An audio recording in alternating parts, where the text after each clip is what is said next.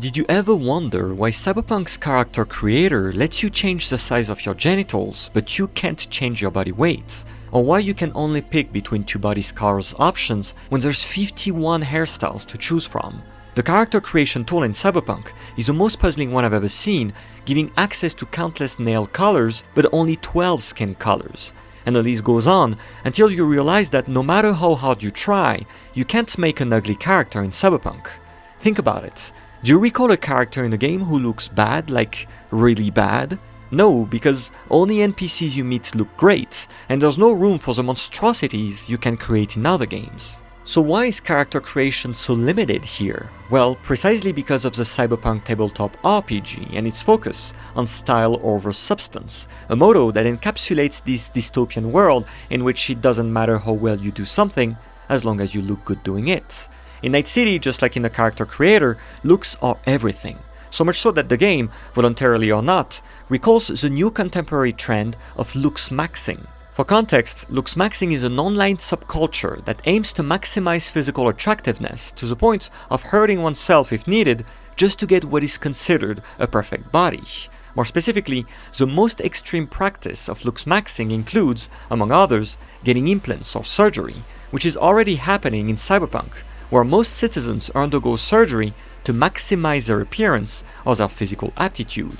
Just like with Looksmaxxing, modifying your body in Night City is considered a good thing regardless of the consequences.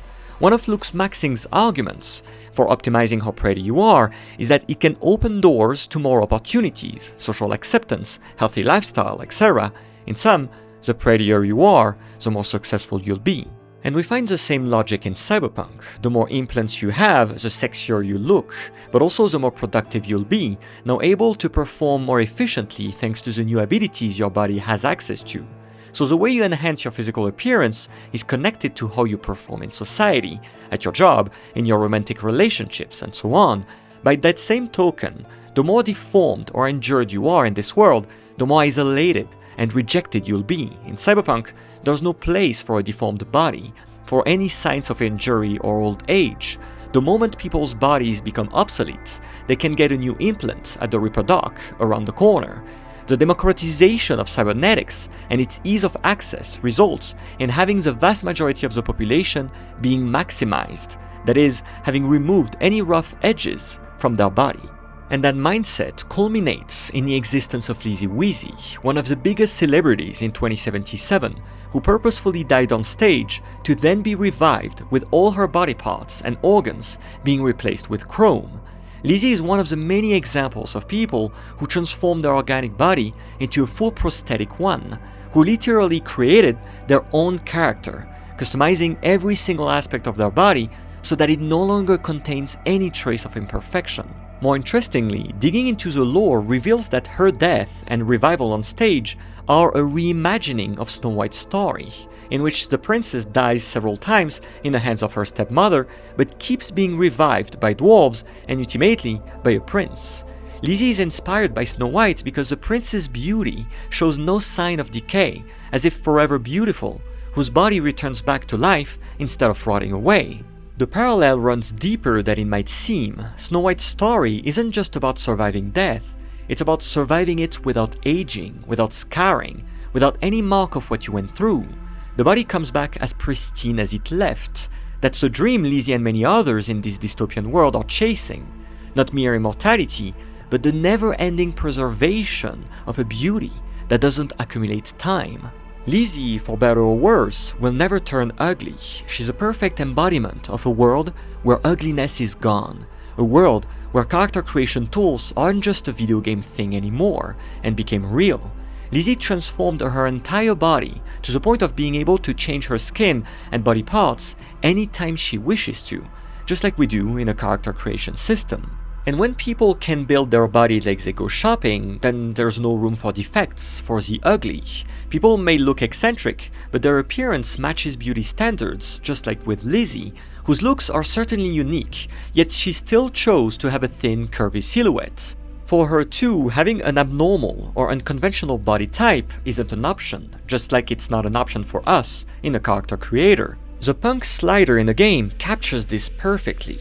It lets you decide how punk or plain your avatar looks, but choosing the punk option mostly adds bold colors to your lips, hair and eyes, while making it impossible to change your body shape, weight and size.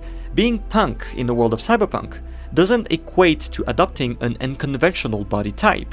You wear bright colors, yes, but you still embrace the same beauty standards society endorses, instead of revolting against them. In this context, punk is just aesthetic, not resistance. What this reveals is that the game's world has already absorbed rebellion into its beauty standards. You can look different, as long as you look good. And that absorption is exactly what the philosopher Byung-Chul identifies as a broader societal shift in our understanding of beauty. Nowadays, bodies need to be smooth and optimized. They embody society's idealization of positivity, where any negative trait is removed, hence why there are only 2 body scars in the game, and they're barely visible. For Han, this idea of smoothness and pure positivity can be found in the work of Jeff Koons, an artist solely focused on smooth surfaces, on pieces that can be consumed immediately without any need for reflection or thinking. Nothing in his art challenges the viewer, so that the appearance of the object we see says everything there is to know about it. In a way, Koons' work conceives beauty as pure appearance, devoid of any depth, and that leads to Cyberpunk's idea of beauty and to Looksmaxxing, both making the appearance of a person the only criteria to determine their worth. You are what you look like, in other words, and there's nothing else to find beyond that.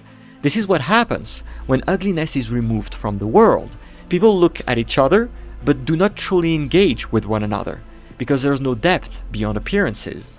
Cyberpunk, however, subverts these ideas in a subtle manner. The character creation tool may be silly, but the moment the game begins, things get quite interesting. The 3 different life paths we can choose for V all start in front of a mirror, the perfect encapsulation of the vanity we participated in by customizing our avatar. But instead of admiring our new creation, things go wrong pretty fast.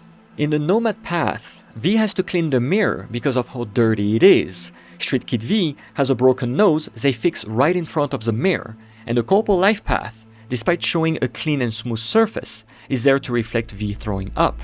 Notice what the game is doing here. Each of these openings is staged around the mirror, because you just spent time in the character creation screen making V look exactly how you wanted, and the game's very first move is to put that image under pressure.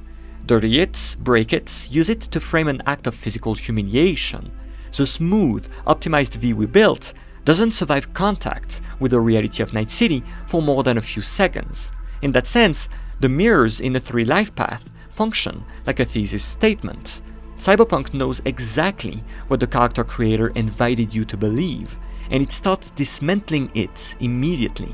As a result, the game embraces Looksmaxxing to better criticize it, to show the story of V which, as the game goes on, gains more and more depth instead of remaining on the surface. If looks are everything in the world of Cyberpunk, V isn't defined throughout the game based on how they look like. Rather, they will understand themselves and the others around them based on their actions, on the goals they define for themselves, far removed from maximizing how voluptuous their lips are. Which raises a question, why do people feel the need to Looksmaxx in the first place? What makes the obsession over optimizing your looks so compelling that people will hurt themselves for it, or, in Night City, replace their entire body for it? The desire to look good, no matter the costs, isn't coincidental. The scholar Jamila Rosedal explains that young people turn to Looksmaxxing as a way to control something, anything, in a world in which people lost control of their lives. And this tendency applies to Cyberpunk very well, where looks are everything precisely because people have nothing else.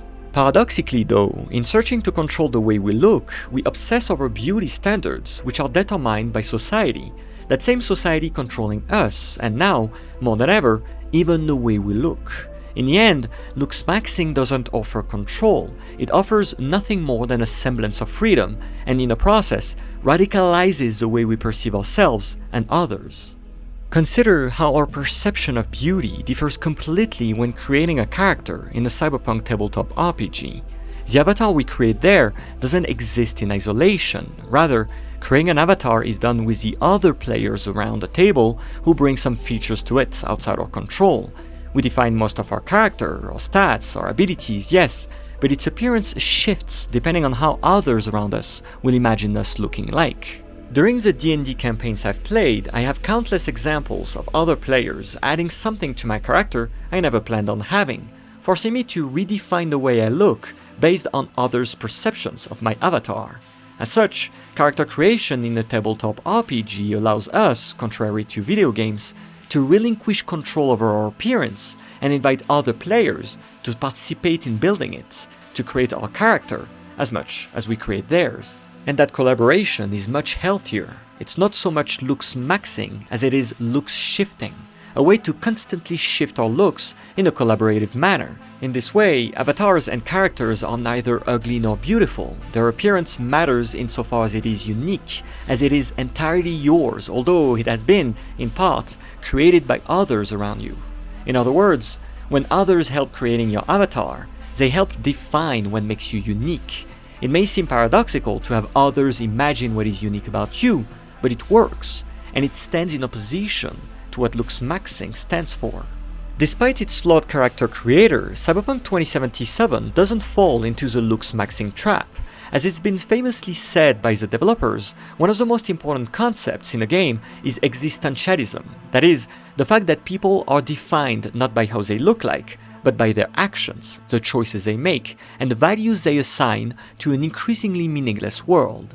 In this light, the presence of a character creation system in a first-person game isn't a paradox. It implies that, because we barely get to see our character throughout the game, what will define them isn't their appearance we customized when starting our adventure, rather, it's our actions, the choices we'll make when going through the story. Consider the fact that in Cyberpunk we embody not just V, but also Johnny, who shares V's body. The twist we learn at the beginning of the game is enough to shatter all conceptions of the self, along with believing outward appearances may reveal someone's true identity. Just like the moment V shatters a mirror after the heist mission, Cyberpunk invites us to reflect on why appearances aren't what they seem, and hide more than what appears on the surface, literally. What's more, the endings of the game also break the toxic mindset behind Looksmaxxing by pulling the camera away from first person to third person in the last few seconds. That shift allows CD Projekt to offer a different perspective of our character, who we can now, upon completing the game, judge not based on their appearances, but on their actions. For us, playing through the game in first person the whole time, V isn't an avatar looking a certain way. V is someone we helped shape, someone with a story, with choices that were difficult to make. Appearances, after spending dozens and dozens of hours playing the main story, no longer matter. Toward the end of the game, V isn't a surface reflecting us, like Jeff Koons' work. Instead, V is all depth, and only depth, defined by the many events in which they partook. The moment the camera pulls out and shows V at a distance from us, we reflect not on how they look like, but on how much they've grown, how much they've sacrificed, and what made them end up here. It seems to me that character creation in Cyberpunk may be a lure, obeying the famous rule of style over substance, but using immersion, first-person view, and the shift during the endings to subvert that very rule, embracing substance over style instead, and inviting us to think about the self in an existentialist way. I can't help but still think about Lizzy Wizzy as I reflect on all this, and because there's something I've been hiding about her this whole time. The lore surrounding that character reveals something crucial in thinking about character creation and Looksmaxxing, since she does appear at the border of both. When reading her database entry, we learn that Lizzy herself seems to be deliberately toying with her audience, purporting to be the embodiment of the future, or as she would say, a chrome mirror in which social hyperconsciousness is reflected. Lizzy created her own character not just to avoid becoming old and thus becoming ugly, she also did it to cast back that same question about maximizing looks and the passage of time onto everybody looking at her, that is, looking at her chrome body and seeing a reflection of themselves on it. Lizzy's body literally mirrors the society in which she lives, and highlights the most extreme futuristic example of Looksmaxxing, to the point of no longer decaying. She claims doing so because it forces people to confront their own image when looking at her, and garnered a lot of sympathy for using her body as a way to convey a message. But it's hard not to see how she also capitalizes on her looks, and thus proves true the fact that looks are everything. Her body may mirror society's obsession over looks and serve as a way to criticize that, but her body is also the reason for her success, further cementing the need for maximizing looks. And that's not all, far from it. When doing her questline in the game, we learn that her behavior changed after she fully converted her body to chrome, as she seems to gradually lose control of her mind. Upon meeting her former partner Liam, we hear him confess that he's afraid of her and her new hazardous personality. If we decide to let Lizzy know about this, she murders him, further showing how she's losing control over herself with barely any remorse for having killed someone. Lizzy, like many other characters in Cyberpunk, embodies the consequences falling on people when they embrace style over substance, to the point of losing their own humanity. In a relentless pursuit for better looks and better success, the self becomes commodified. Lizzy turned her body into an object akin to Jeff Koons' artwork, made of smooth surfaces and with no visible sign of decay. Looksmaxxing functions the same way, transforming the body into a commodity we can customize just like we do with a character creation tool. It's the ultimate fantasy, isn't it? To shape our body any way we want and become as optimized as we can ever be. But then, what's next? Looksmaxxing pretends to be about looks, but it aims at changing much more than that. It's about your entire life, and a plea for maximizing it. Because after changing our appearance, our whole life is next. Our career, our relationships, our interactions with the world and other people. Character creation and Looksmaxxing both converge toward the same thing, the optimization of our lives and our bodies. And anything that's not helping this is a loss of time and a worthless endeavor. In that desire for more control over identity and the self, these contemporary toxic tendencies only exacerbate one thing, the desire to fit in, to match what society truly wants from you, that is, to turn you into a machine obsessed with yourself, your output, and the return on your efforts, all participating in a relentless capitalist system, and you do so of your own volition. So you don't control anything by Looksmaxxing and turning yourself into an avatar from a character creation system. What you do is turn your life into a ROI endeavor, which stands for return on investment, where every single thing you do, every person you interact with, has to be capitalized on and serve your interests, one way or another. And that logic doesn't stop at the gym or the surgeon's table, it bleeds into every corner of your life. Listen to how that actually sounds. I was talking about this on my stream the other day. Say you were to do like a bowling date with a girl and you weren't streaming it, like that's just the most ridiculous. Well, what about like connecting with her because like you like her or something like that? You know, like maybe you want to start a family. But where's the ROI in that? There it is. That's a mirror Lizzy is really holding up. Not just to a world obsessed with looks, but to a world that has turned living itself into a performance to be optimized. A world where even a date, even a quiet evening with another person, has to justify its existence in terms of output. The ROI mindset doesn't allow things to just be, because our actions don't define us. Rather, they define the rewards we'll get from doing something, anything. And the result of this mindset is the same in Cyberpunk and elsewhere. People, things, the world around us, everything ends up empty, lured by rewards which mean nothing because in our search for optimization, we let go of the last things that could have meant something. In this vast emptiness, we then resort to doing the one and last thing that seems to matter now, getting bigger genitals. Thank you very much for watching. If you like the ROI on this video, please consider subscribing, liking, and commenting. I'll see you in the next one.